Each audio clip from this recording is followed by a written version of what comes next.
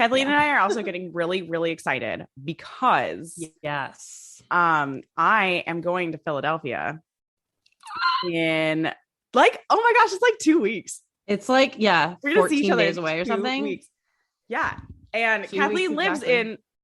not in Philadelphia, like I'm like an hour north of Philly. Yeah. And so we're actually going to meet in person. We're so excited.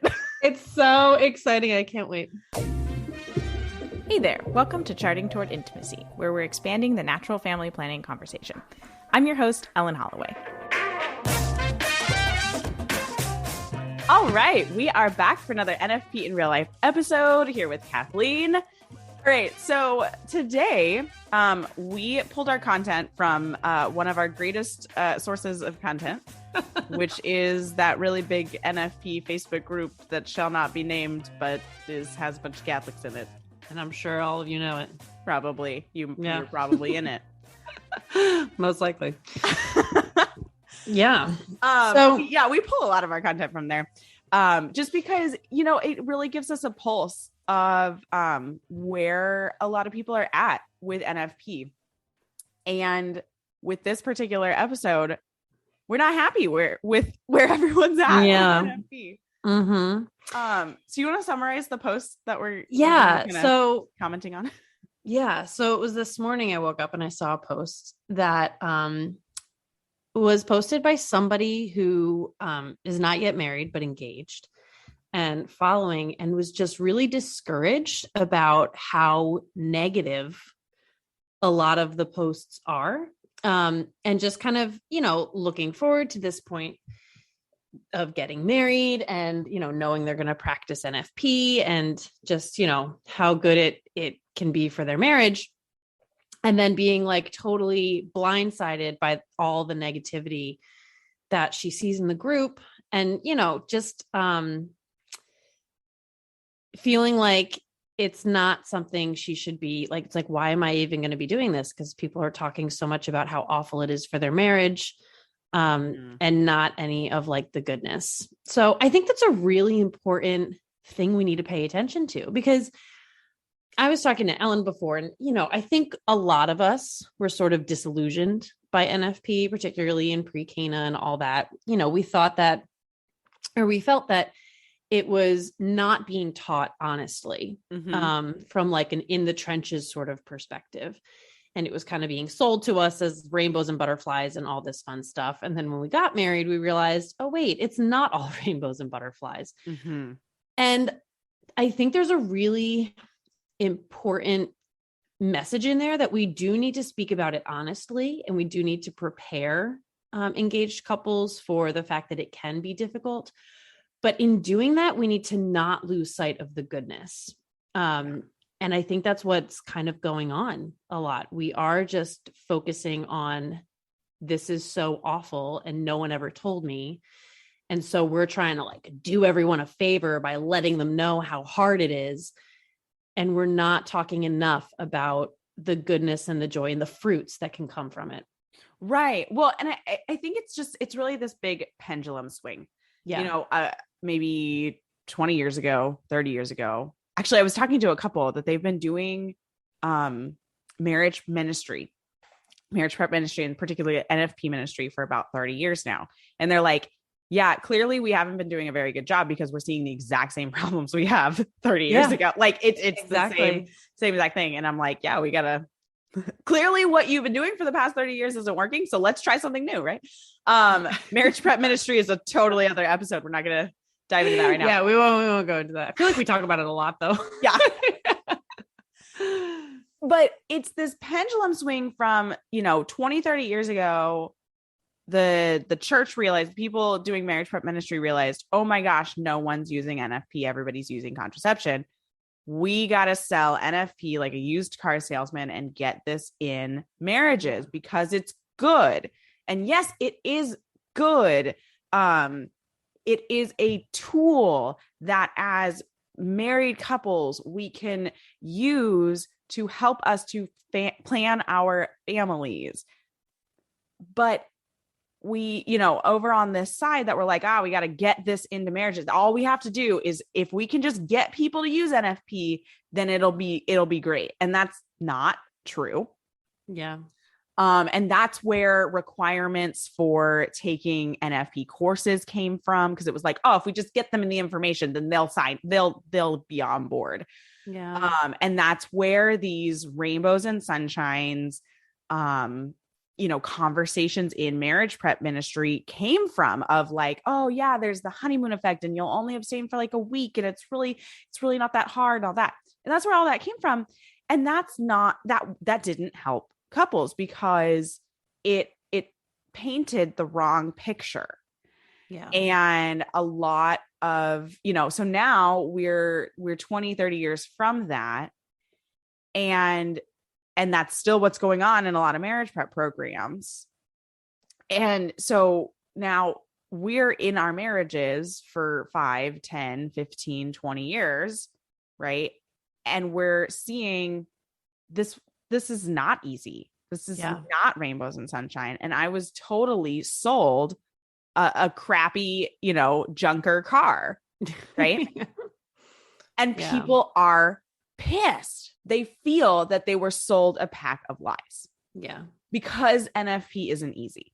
Mm-hmm. And so then the pendulum swings the other way. And it's like, oh my gosh, I don't want anybody else to feel the way that I felt.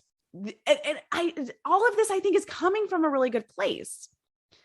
But now it's like, guys, NFP is this junker car. You guys have to see this horrible junker car. It's really, really hard. It's ruined my marriage. It doesn't work. You know, this is a great analogy. It is a really good analogy. Actually, as you're going, I'm into it. Yeah. Yeah. This is working really well, right? The car doesn't work. NFP doesn't work. You have to see this junker car in all its glory or lack thereof. Right. Yeah. And that is that's a pendulum swing. Okay. I'm going with this analogy right now. NFP is like an old Porsche. Have you ever like had a neighbor who's owned like an old Porsche? They are always working on it. Yeah. They always have the hood open and they're working on it. And old Porsches are beautiful, you guys. Mm-hmm. They're cool, but they require a lot of work that our current society is not set up to do. Oh my gosh, this analogy is fantastic. Dude, this is like a Holy Spirit analogy right now. This is amazing. Our society isn't set up to work on old Porsches because mechanics don't know how to do it. Our society is also not set up to help married couples use this beautiful gift that NFP is in our marriages. But NFP is not just this like magic happy pill. Yeah. It requires a lot of work, and it is a virtue building.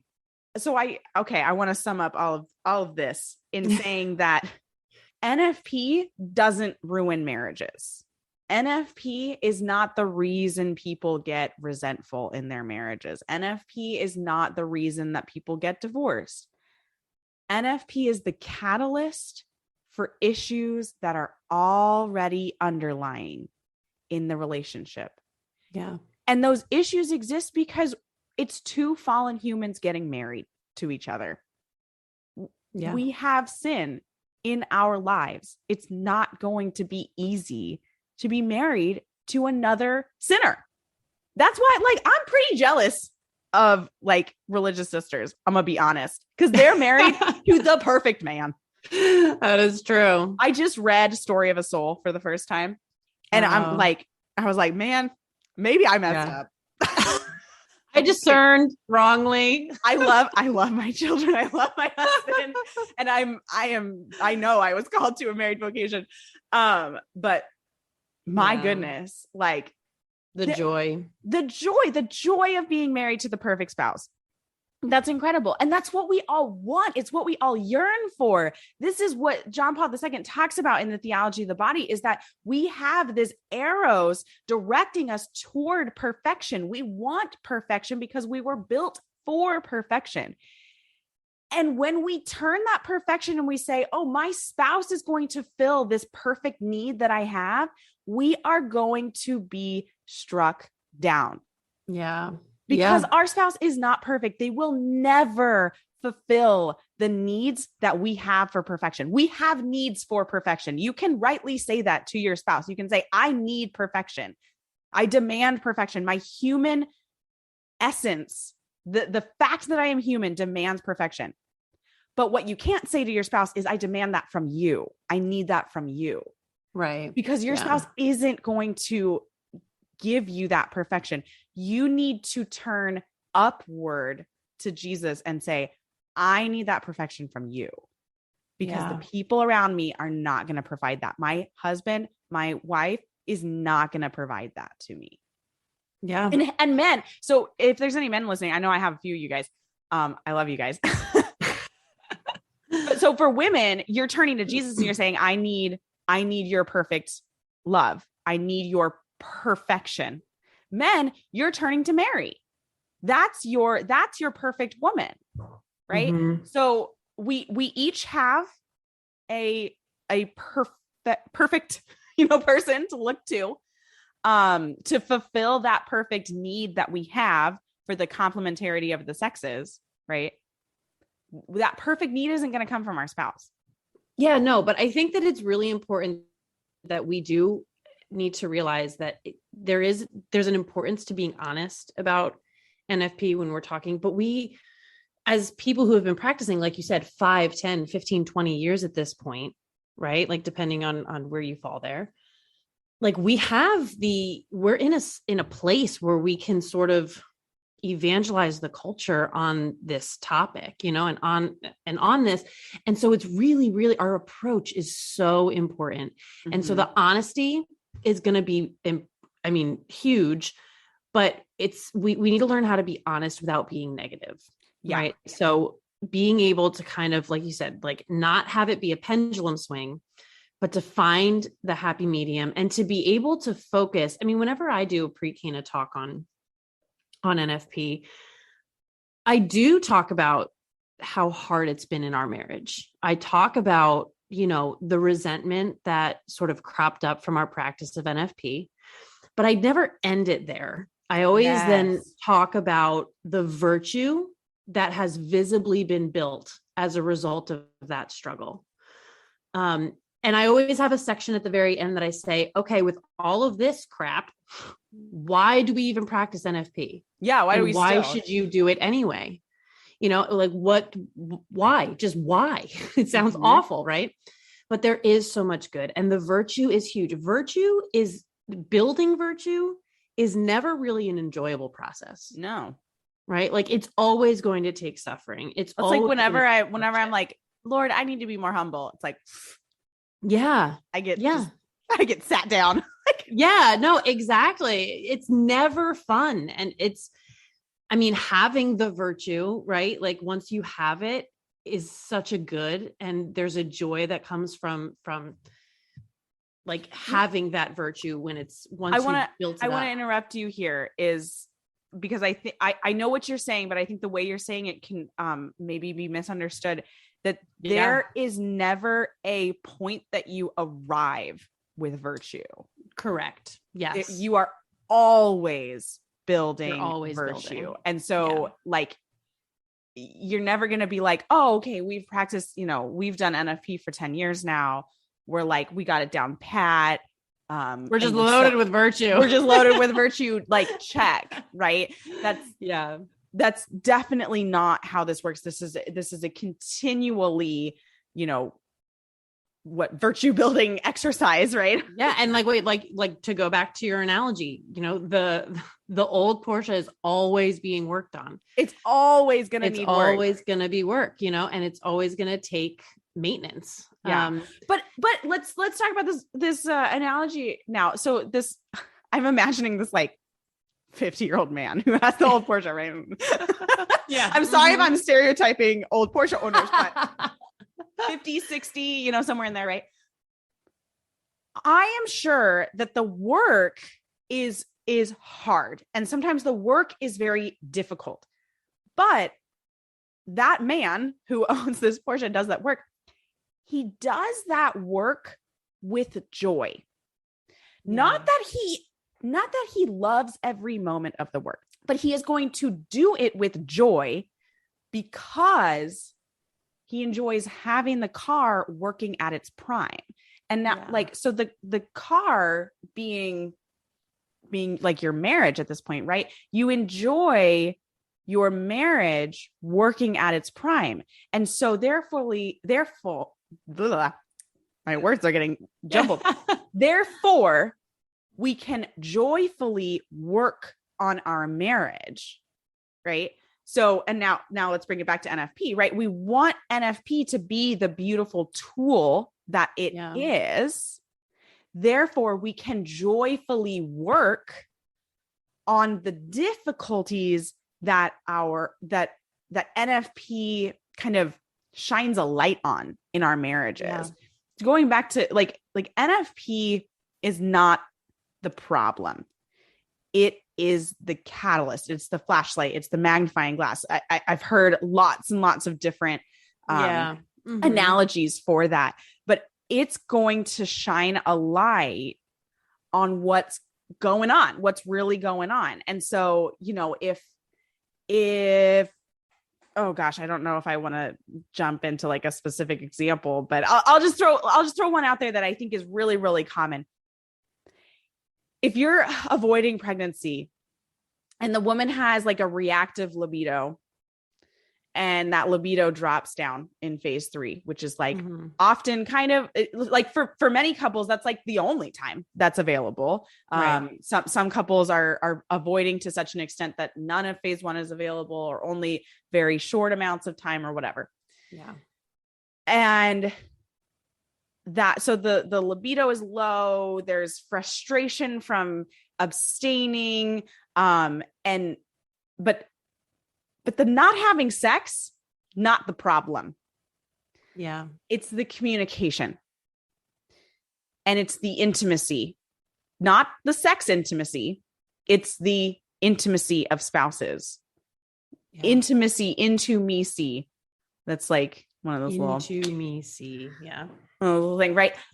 That doesn't like, it's seeing deeper into the other person. Intimacy, I've realized lately, and I've been trying to change this about the way that I speak about sex. And I'm like, just use the word, right?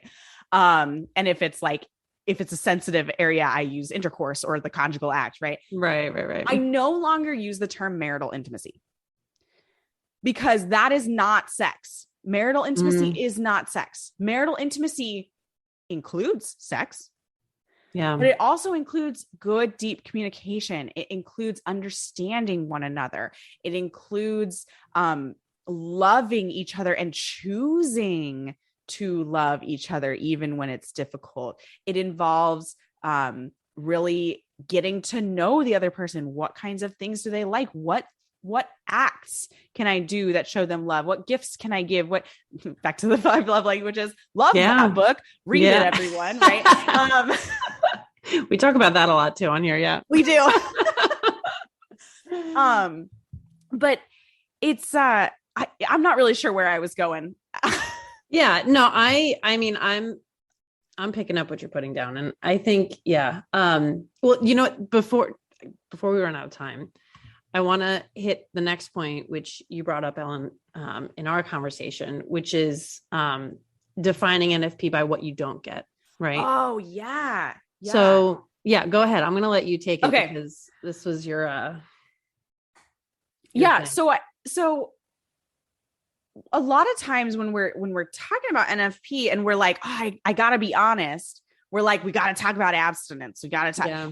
And when we do that, when we like start with abstinence or we put this huge like emphasis on abstinence, we're defining NFP by what you don't get. which is like, there's a couple of weeks where you don't get to have sex. Yeah. Right. And, so when we're doing that, we're removing like, or I don't know, it's making it really hard to see the actual good side of sex. And I likened this earlier in our conversation to, I don't like the term celibate vocation, because we're defining the vocation by what they don't get. Celibate vocation does not get marriage here on earth. They take leaps and bounds ahead of marriage here on earth between two humans, and they jump into the marriage of the Lamb, which is objectively far, far superior to marriage between two humans.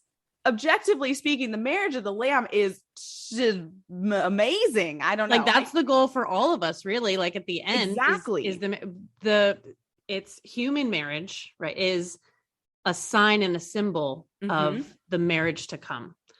And they're kind of just like, they're getting there. Yeah. Like, they're taking steps there already. Yeah. Right. And like, exactly. Like I said earlier, I'm jealous of celibate people. But it is, it's like, I forget, what saints, I'm sure there are more saints than one that wrote about the vocations and marriage being the lesser vocation. And that was an important note to say here. Cause I think when I was like hearing about this before I understood this concept I'm about to share, is I was just like, but no, it's not. Like, yeah, I need to be married. Right.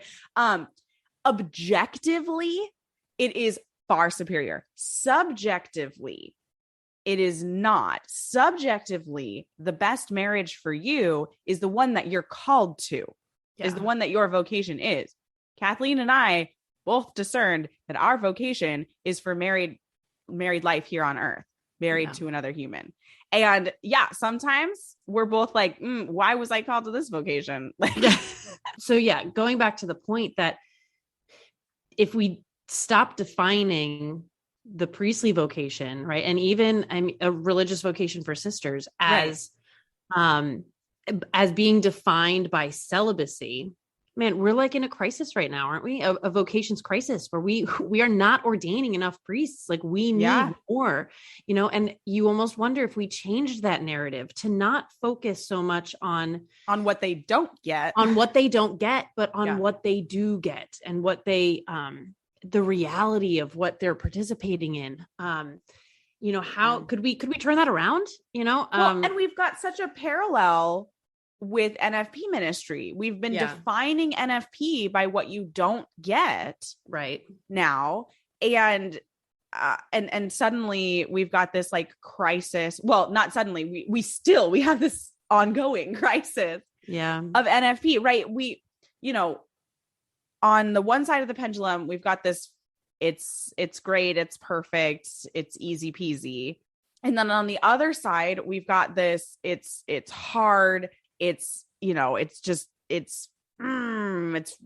ruined my marriage, blah, blah, blah. I have to speak about NFP honestly. And I think when we're doing that, I think we're not speaking about NFP honestly. Yeah.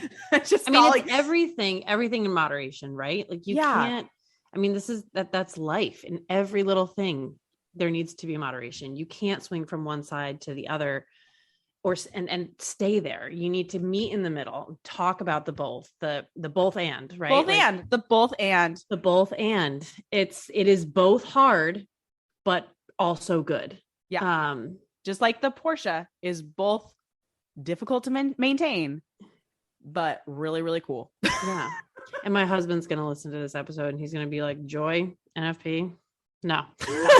Like, they are not synonymous, and they are. I think this is a good place to end, is that joy is not the same as happiness. Yes.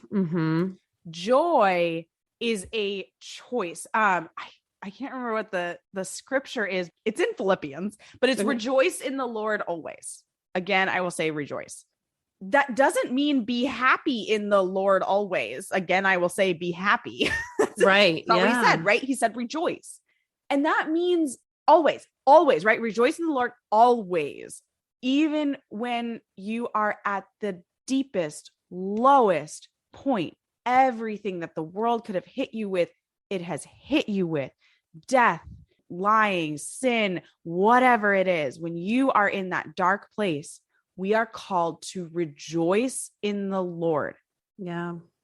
Because he wants good things for us. And he is able to turn the worst thing in the world into the best thing in the world. Yeah. And we know that because of Christ's death on the cross and his resurrection. We know that the Lord can turn the worst thing in the world into the best thing in the world. And that's why we are called to rejoice in the Lord always, because we know when it's really, really, really hard, that the Lord is going to make it really, really, really good. Yeah. He is going to take anything that is bad and like make it better, like make it good by like tenfold, right? It's like, it's not just like he's going to flip it to good. He's going to flip it to good and then make it explode with goodness. Yeah. Amen. And so joy in NFP is rejoicing in the virtue building, is rejoicing in the suffering that the Lord is allowing us to do, because that suffering opens up our hearts. It allows us to open our cup bigger and bigger and bigger so that the Lord can pour more of his grace into our cup. We want our cup to be big. We want our heart to be stretched. We want suffering. We should want suffering so that we can grow in virtue and we can receive more of God's grace. Okay. That's the point I wanted to make. Yeah. No, it is really good. And as you're talking, it's like NFP is like purgatory. You know what I mean? Like it's like a refining fire. That's what it is. It's a perfecting fire. And I guess the only point I want to end with is that, if you are somebody who's listening to this episode and you're just like, y'all are whack, like there's no goodness here. If you are one of those people who is stuck in that place right now of resentment and feeling like NFP has ruined your marriage, I would really just encourage you to find like a trusted priest or another, maybe an older couple who has been practicing for a long time, and bring this to them. This isn't something, and I think this is another problem with, kind of where we found ourselves in NFP cultures, that couples seem to think like it's something they need to figure out between the two of them on their own. Mm-hmm. And when you don't know what to do, either one of you, it can feel like a really impossible place. You don't know how to move forward. You don't know how to get out of the rut. Yeah. So I would really deeply encourage you to find somebody you could trust, whether it's a priest who's on board with NFP. Yeah. Or another problem. Yeah. Another problem. Or like I said, another couple that's been practicing for years and has kind of been through that refining fire, and come out on the other side, more or less. Like we said, it's always going to be refining, but who's been through a lot of it, and bring this to them and ask them, how can we get through this? How can we start seeing the positives in this? Don't just sit there and just resign yourselves to having it kill your marriage for all of eternity, because that is not God's plan for this. Yeah. NFP was never really the plan. Right. We've talked about this before, but because of the fall, here we are. But he can redeem, he can redeem it all. So yeah. Well, and if you're thinking that like, oh, I can't tell other people like what's going on, maybe one of the virtues that God is calling you to grow in through NFP is humility. Yeah. We are not called to do this journey by ourselves. And so there are great resources. If you don't know who to turn to, I highly suggest go check out Cana Feast. I'll put a link to them. Yeah. They have a marriage, like a monthly program, and they have coaching. Look for resources like that if you don't have someone that you can turn to actually in person. And I think marriage coaching can be kind of nice, especially if you have a spouse that's like, we don't need counseling. We don't, we're not there. I think every marriage could probably use counseling. Let's be honest. Agreed. But if you've got a spouse that's like, we don't need that. We don't have that many problems. We just have the NFP is just this problem, then look for like a marriage course that you guys can take. Damon Owens has an epic one that's really good. Work through one of those, and then maybe, find little pieces that you guys can work on. Read the 5 love languages together. That's a great place to start too. Yeah. But don't be afraid of things like Retrouvaille. I know if you know about Retrouvaille, it is a marriage renewal ministry. And I have heard such amazing things from Retrouvaille. And I remember when I first heard about Retrouvaille, I was like, oh, only the people who are like on the verge of divorce. Yeah, that's the stigma I got from it too. And then I learned that a couple that I admire their marriage, I really look up to them. They gave this talk at our church saying, hey, we went to Retrouvaille and it was really, really good for us. And I was like, oh my gosh, like this marriage that I admire and I want to strive for, like they did this marriage renewal ministry that only people who are going to get divorced go to. Like, wow, that's incredible. So please don't just write off these things because you think that, oh, you're not on the edge of divorce, or you don't really need that, or only people in XYZ camp need those kinds of things. We all need these kinds of things. We all need to continually be working on our marriages, because what happens when we stop working on the car? Then it just sits in the front yard and it gets gross, and like weeds grow around it. And then, and I think we all have one of those in our neighborhood, right? That like somebody had a car that they stopped driving and stopped working on, and it's all junky and there's weeds and the tires are falling apart, right? Don't let that happen to your marriage.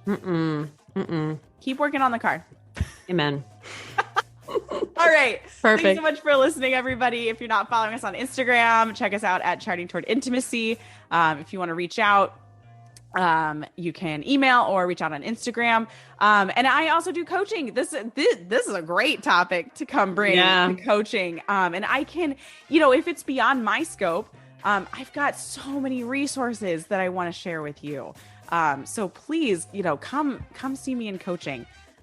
If you're not so sure about something like this, or if you're sitting there going, my husband would never, come see me in coaching, please. Let's chat about that, because as soon as we put ultimatums on things, then we can't see past that ultimatum that we've put on it, and the Lord can. So I want to help you see past that. Yeah. All right. Until next time, everybody. See you guys.